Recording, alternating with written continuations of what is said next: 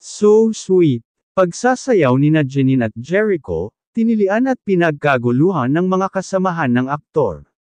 Ay, sila na ba? Yan ang naging sigaw ng maraming kasamahan at fans nang makita ang nakakakilig at super sweet na pagsasayaw nina Jericho Rosales at Janine Gutierrez.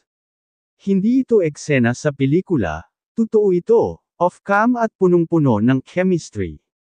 Biglang sayaw, biglang kilig. Sa isang private party na dinaluhan ng mga kilalang personalidad sa showbiz, biglang umalangaw-ngaw ang kilig vibes ng magka-holding hands at magsimulang magsayaw sina Janine at Jericho sa gitna ng music. Walang pakialam sa paligid, tila sila lang ang nasa dance floor. Napansin ito agad ng mga kapwa-artista at staff sa event, at nagsimula na ang hiyawan, tilian, at uy kayo na. Chants. Reactions from the crowd. Grabe, parang eksena sa teleserye. Ang soft, ang sweet. Kung promo man to, sana tuloy-tuloy na sa totohanan. Hindi ko alam kung may inggit ako o kikiligin. Sobrang bagay nila. Si Jericho, ibang level ng gentleman. At si Janine, blooming. Ang ilang kaibigan ni Jericho ay napaglaruan pa ito, sabay sabing, "Oy, Echo, parang in love ka na talaga ah." At si Jericho, ngiting-ngiti lang habang hawak pa rin ang kamay ni Janine. Hindi ito ang unang beses.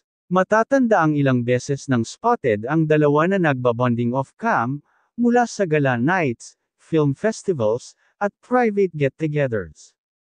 Pero ngayon, dahil sa kanilang sweet dance moment na ito, mas lalong lumakas ang haka-haka ng fans na may something special nang ang namamagitan sa kanila.